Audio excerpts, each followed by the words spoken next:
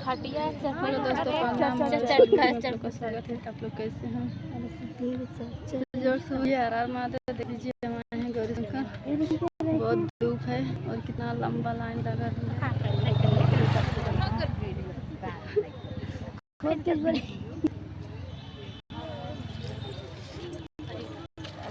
देख लीजिए, बहुत लंबा लाइन है यहाँ पर। कितना टाइम होता टाइम देखो न कैली 10 बज गया। अभी तो 1 घंटा लगी। 1 घंटा चल रहा।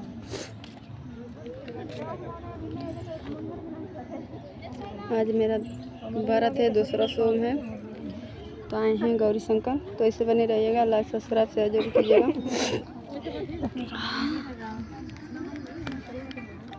और आज का वीडियो देखना मत भूलिएगा। यहाँ का जाएगा अच्छा लाइक कमेंट जरूर कीजिएगा।